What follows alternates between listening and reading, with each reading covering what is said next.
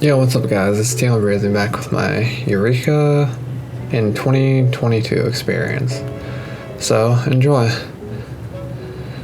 Very shortly after I started this game, I remember seeing someone with the elemental armor offending and going, yo, that's sick. What is this? And how do I obtain this?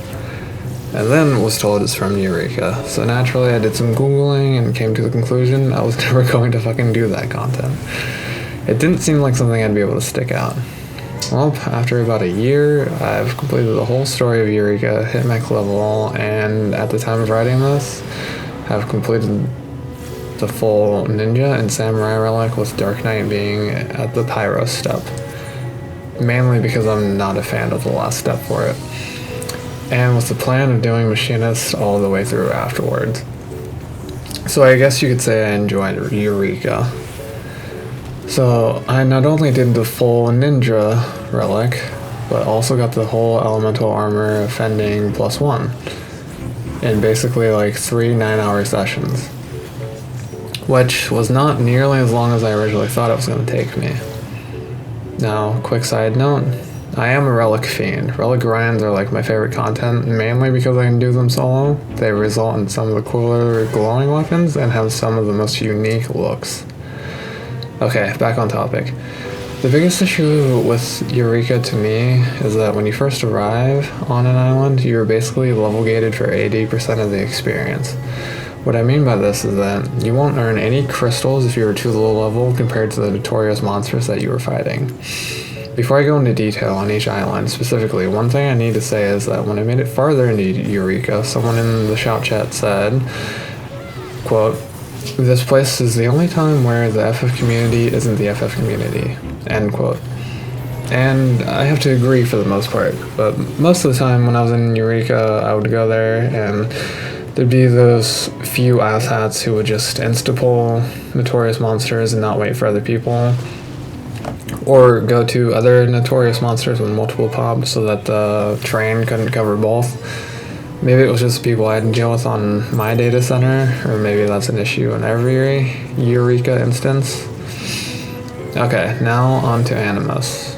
Animus is a good introduction to the concept of Eureka. At first it's a lot because there's a Magia board that you may or may not know what to do with, and you aren't sure how strong or weak you are since you start back at level 1.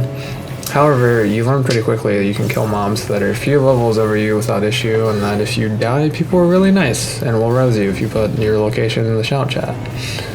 The amount of crystals you get in Animals is also pretty grand, so the grind isn't too bad. Okay, now on to Pagos. This island is pretty divisive.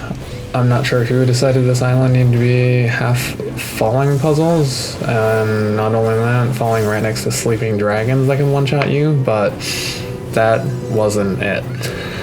Not only is this area one of the more annoying to traverse, it is also very cheap with crystals compared to Animus. You earn a fraction of the amount you would have if you were in Animus. Other than that, it's just an okay area for being the second part of Eureka. The third island, Pyros, is drastically better than Pagos in just about every way. While Pagos was grueling and annoying to traverse, Pyros is not, and is generally much faster to the level thanks to the new logogram system and Reflect Farm. The Reflect Farm is basically a way to cast a protective shield around yourself and make a ton of magic-based enemies attack you, and pretty much have them defeat themselves, resulting in free XP. Not much more to say about Pyros other than that. Now onto the final area, Hydatos. This area is basically just a giant flat rectangle. It is super easy to know where you're going and where you need to go. No diverse falling or tunnels you have to find, it's all just an open, flat land.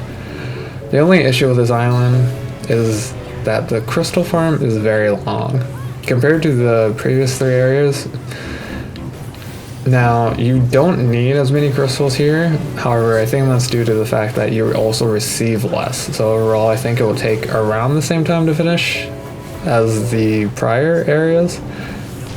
So that's my Eureka experience in 2022. Overall, I vastly enjoyed this grind. I definitely enjoyed it way more than Baja. I'm not sure what it was about Baja, but the place just felt dirty to me. I don't know what that means, but it just feels right saying it felt dirty.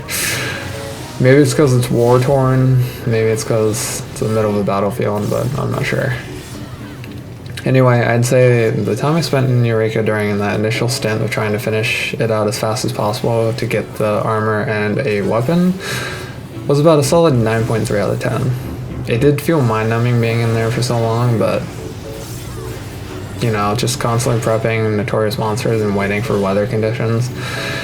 It's definitely more enjoyable when I either had live streams I could watch or if I had shows I had to catch up on. I would just throw them on my second monitor. But yeah, that's been my Eureka experience in 2022. So if this convinces anyone or helps anyone, you know, take that next step into going into Eureka, it's not that big of a grind. I had those concerns at first too, but really quickly realized it wasn't all that bad. Anyway, that's it from me. Take care.